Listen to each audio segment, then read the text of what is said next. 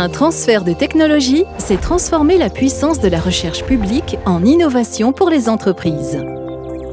Un chercheur ou une équipe de recherche dans un laboratoire obtient des résultats de recherche et souhaite le transférer à une entreprise déjà existante ou à créer. Toulouse Tech Transfer l'accompagne pour protéger ses résultats et investit dans le développement d'une preuve de concept. Cette nouvelle brique technologique est ensuite transférée à une entreprise, lui conférant un avantage concurrentiel et lui permettant de proposer un nouveau produit, un nouveau service ou un nouveau procédé à destination de son marché. L'exploitation de la licence par l'entreprise génère un revenu qui permettra de financer les recherches dans le laboratoire et les inventeurs.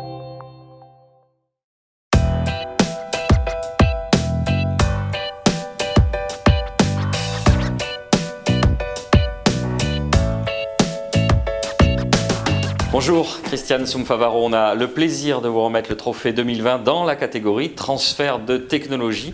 Qu'est-ce que ça vous fait d'être reconnu par vos pairs ? Eh bien, merci beaucoup. Je suis très honorée et ravie de recevoir ce trophée qui signe, je pense, un travail acharné qui voit son succès aujourd'hui. Des personnes que vous souhaitiez saluer en particulier ?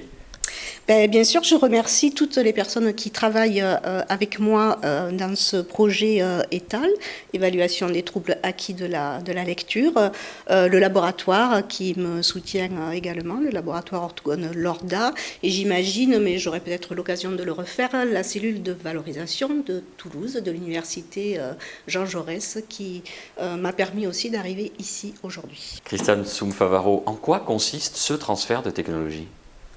Donc moi je m'intéresse aux troubles acquis de la lecture. Ce sont des troubles qui surviennent dans la vie de personnes qui ont subi par exemple un accident vasculaire cérébral et qui fait des problèmes à ces personnes pour lire, des problèmes plus ou moins sévères.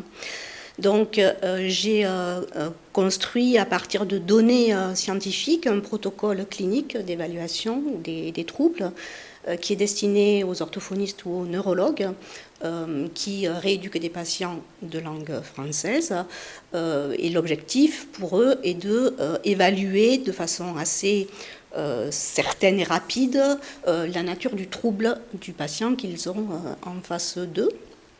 Ce protocole, il est aussi destiné à la communauté scientifique puisque j'ai l'intention, le désir de récupérer les données pathologiques, si les orthophonistes veulent bien me les transmettre, pour continuer à mener la recherche sur ces troubles de la lecture.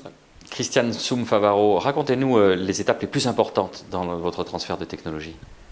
Eh bien, j'ai d'abord présenté mon travail et mon projet à une cellule de valorisation de l'université de Toulouse 2, EPSI.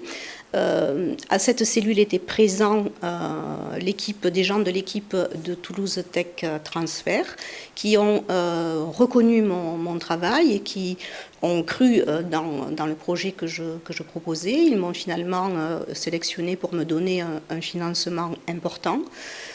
Qui me permet d'être en lien avec une entreprise toulousaine, une entreprise qui est située à la fois à Lyon et à Grenade, dont le travail est précisément de développer des protocoles cliniques.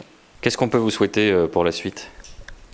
On peut me souhaiter que les orthophonistes adhèrent au protocole clinique et l'utilisent tout en voulant bien me faire passer les données qu'ils ont recueillies. C'est-à-dire c'est un schéma gagnant-gagnant. Vous nourrissez votre base de données, vous affinez votre projet, et eux, ils ont à disposition un logiciel de plus en plus précis. C'est ça, absolument. Quel a été l'apport de Toulouse Tech Transfer dans ce projet ? L'apport de Toulouse Tech Transfer est double puisqu'il m'a apporté un financement qui me permet de mener une collaboration avec l'entreprise Apineuron, qui est une entreprise donc professionnelle et c'est absolument nécessaire pour un projet de ce type, pour le projet ETAL. Et en plus de cette participation financière, TTT m'octroie un postdoc pour une durée d'1 an pour travailler peut-être le côté également scientifique du protocole ETAL.